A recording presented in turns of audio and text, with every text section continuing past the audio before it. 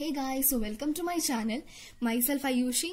तो लास्ट की वीडियो तक मैंने क्लास 10 का फर्स्ट चैप्टर रियल नंबर्स का फर्स्ट पार्ट कंप्लीट कर दिया था, जिससे बहुत इंपॉर्टेंट क्वेश्चंस आते हैं। ठीक है, इस वीडियो में मैं उसका एक क्वेश्चन सॉल्व करूंगी रिकैप करने के लिए और आगे बढ़ेंगे फिर। ठीक है, तो बढ़ने से पहले आप मेरे चैनल को लाइक शेयर एंड सब्सक्राइब करिए, कमेंट करके बताएं एक्सप्लेनेशन कैसा लगा। और चलिए आज की वीडियो से स्टार्ट करते हैं। ये one of the most important question है और बहुत अजीब क्वेश्चन है, बहुत बार समझ में नहीं आता है बच्चों को। ठीक है, show that one and only one out of n plus 1, n plus 2 is divisible by 3 where n is any positive integer। ये बोल रहा है क्वेश्चन कि शो करना है कि इस तीनों में से तीन केस में कोई एक ना एक ही डिविजिबल है। ठीक है, तो इसका आंसर करके आपको समझ में आएगा। So first let n be any positive integer, so we divide n by 3 question में दिया था। ठीक है, क्वेश्चन के हिसाब से by 3 and q be the quotient and r be the remainder, जैसा हर क्वेश्चन में था। ठीक है, सेम चीज हर क्वेश्चन के फर्स्ट में बस यही भाषण लिखना है। n is equals to 3q plus r क्या होगा 0 से इक्वल टू या 3। बस इतना रटा है, हर क्वेश्चन में आपको भर देना। अब इसमें कितना सिचुएशन बनता है, इसका रिमाइंडर क्या होगा, या तो 0 होगा, या तो 1 होगा, या तो 2 होगा। तो अब जब हम लोग यहाँ पे बस हम लोग सिचुएशन दिखा के बस पुट कर देते, इतना लंबा केस नहीं बनाएंगे क्योंकि और भी प्रोसेस है इसमें। पहले में अगर 0 पुट करेंगे तो क्या होगा, n equals to 3q, r 0 हो जाएगा, कॉमा एक में 3q प्लस 1 होगा। नेक्स्ट में n बराबर 3q प्लस 2 होगा, यहाँ पे n equals to 3q plus 2, यही तीनों होगा ना। अब इस तीनों में से तीन केस क्या बोला था, show that one and only one of n plus 1 and n plus 3 is divisible by 3। अब इस तीनों को हम लोग को बाइफरकेट करना है। इसमें 3 केस होगा, इसमें 3 केस होगा, इसमें 3 केस होगा। अब तीन केस होगा कैसे, हम लोग को बताना है कि n इक्वल्स टू 3q जो है ये डिविजिबल होगा यहाँ पे 3 से किसी एक सिचुएशन में। तो किस केस में डिविजिबल है, अगर ये n प्लस 1 है, n है, n प्लस 1 है या n प्लस 2 है। तो अगर हम लोग n ले रहे हैं, सिर्फ अगर 3q की जगह पे हम लोग 3n ले रहे हैं, तो ये 3 डिविजिबल होगा 3 से। 3n डिविजिबल होता है ना, 3q प्लस 1 कर देंगे, वो 3 से डिविजिबल नहीं होगा, प्लस 1 हो जाएगा। एग्जाम्पल देख लेते हैं, 3 2 जो 6 प्लस 1 7 3 से डिविजिबल है ना, नहीं है। इससे डिविजिबल होगा, इससे नहीं होगा। और प्लस 2 3q प्लस 2 करो, 3q प्लस 2, यहाँ पे एग्जाम्पल 3 2 जो 6 7 8 3 से डिविजिबल है ना, नहीं है। 3q प्लस 1, इसमें भी 3 केस, बड़ा कर देना होगा थोड़ा सा, ये यहाँ और ये यहाँ कर देते। ठीक है, यहाँ पे n plus 1 and n plus 2, यहाँ पे 3q प्लस 1 ले रहे हैं। n अगर है सिर्फ तो इसका एग्जांपल 3 2 6 प्लस 1 7 होगा, डिविजिबल नहीं होगा। इस केस में n से डिविजिबल नहीं। अब वहीं पे हम लोग n प्लस 1 लगा देते हैं, n प्लस 1 यानी एक और प्लस 1 हो जाएगा। तो 3 2 6 प्लस 1 दिस प्लस दिस 8 हो रहा है, होगा डिविजिबल नहीं होगा। ठीक है, वही n प्लस 2 कर रहे हैं। ठीक है, यहाँ पे प्लस 2 हो जाएगा, 3q प्लस 1 प्लस 2 यानी 3q प्लस 3। ठीक है, यहाँ पे ले लेते हैं 2 3 2 6 7 8 9 डिविजिबल है। यानी इस केस में 1 ओनली एंड 1 क्या था इसमें, इस केस में 1 एंड ओनली दिस, इस केस में भी होगा n प्लस 1 n प्लस 2। यहाँ पे सिर्फ n रखना है तो क्या हो रहा है, 3q प्लस 2 रहेगा, सिर्फ n रहेगा। तो यहाँ पे 3 2 6 7 8 3 से डिविजिबल है ना, नहीं है, गलत। n प्लस 1 ले रहे हैं, यहाँ प्लस 1 हो जाएगा।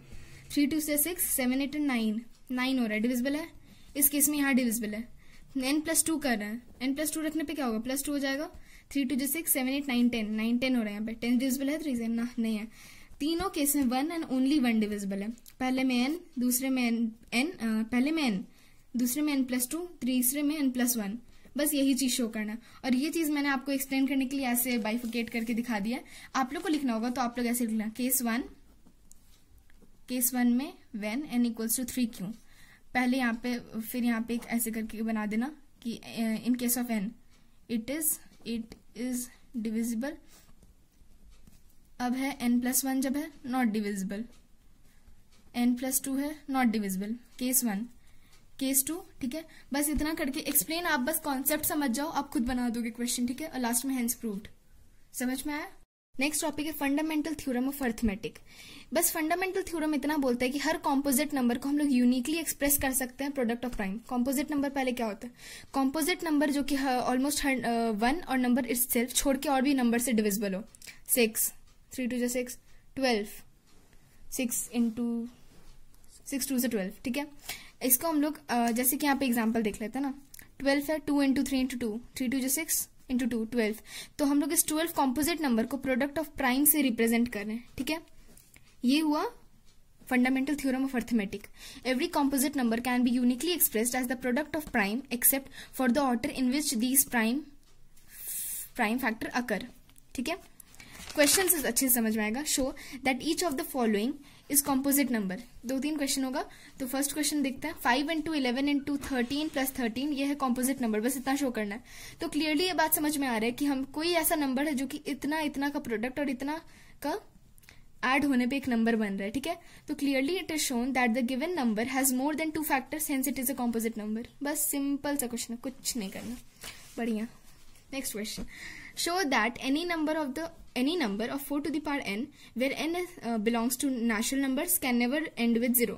इतना शो करना है कि कोई नंबर है 4 पे पावर n, ये और ये बिलोंग करता है, n जो है ये जो छोटा वाला n है ये बिलोंग करता है नेचुरल नंबर से। ये सिंबल को बोलते हैं बिलोंग्स टू, ठीक है, belong to an natural number.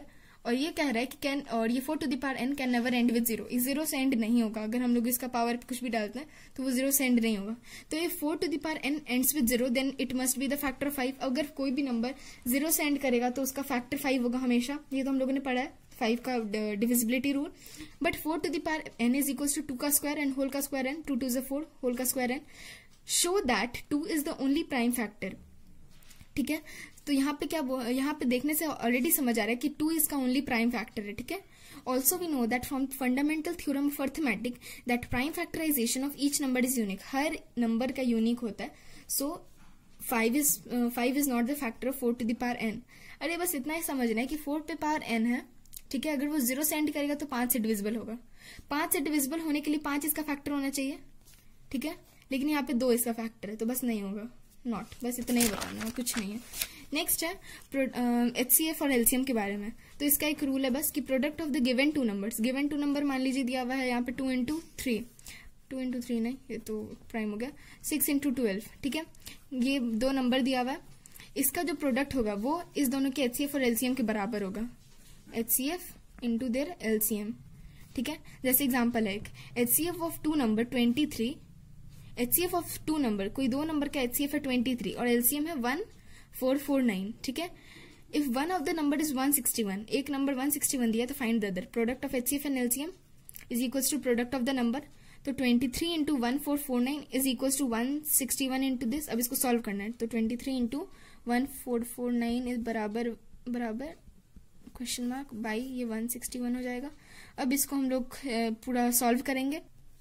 हाँ, तो फाइनली इसको सॉल्व करने के बाद 207 आएगा। तो ये जो क्वेश्चन मार्क यानी कि जो नंबर है दूसरा नंबर वो 207 होगा। और अगर इसको हम लोग को चेक करना है तो बस इतना ही करना है कि इस दोनों का फिर LCF या LCM निकाल के देख लीजिए मैच कर रहा है कि नहीं। बस चेक करने का कोई जरूरत नहीं, फॉर्मूला आराम से हो जाएगा, ठीक है।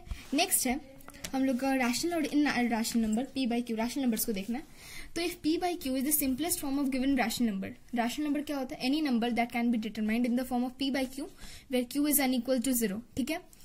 और अब ये Q जो है तो ये टर्मिनेटिंग कब होगा, नॉन टर्मिनेटिंग कब होगा? जब Q जो है 2 इंटू 5, 2 पे पावर n इंटू 5 पे पावर n, इस फॉर्म में वो रिप्रेजेंट हो गया तो ये होगा टर्मिनेटिंग डेसिमल। डेसिमल में ये टर्मिनेटिंग फॉर्म में आएगा, ठीक है।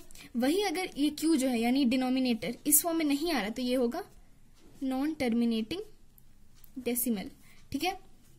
फॉर एग्जाम्पल में जैसे 33/50, 50 का प्राइम फैक्टराइजेशन करिए। 2 2 is 4, 2 5 is 10, 5 5 is 25। क्या हो रहा है? 33/2 इंटू 5 का square.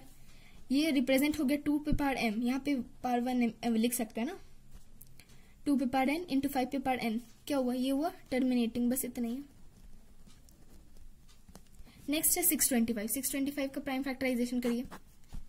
5 1 is 5, 5 2 is 10, 5 5 is 25, 5 2 is 10, 5 5 is 25, 5 5 is 25। अब यहाँ पे सिर्फ 5 है, सिर्फ 5 है तो इसका मतलब क्या हुआ? 17/5 to the power 4। अब यहाँ पे 2 भी तो होना चाहिए, तो 2 का power 0, any number to the power 0 equals to 1, ठीक है। यहाँ 1 हो जाएगा तो 5 to the power 4 into 1, answer वही होगा। तो this is a terminating decimal. Next है 90। 90 का करके देखते हैं क्या हो रहा है। 2 4 is 8, 2 5 is 10, ठीक है। ठीक है, यहाँ पे 3 से कर लेते हैं, नंबर इंक्रीजिंग होना चाहिए। 3 1 is 3, 3 5 is 15, ठीक है। फिर 3 5 से 15, या 2 इंटू 3 इंटू 5, यहाँ पे 3 भी आ गया, तो ये क्या होगा, नॉन टर्मिनेटिंग हो जाएगा।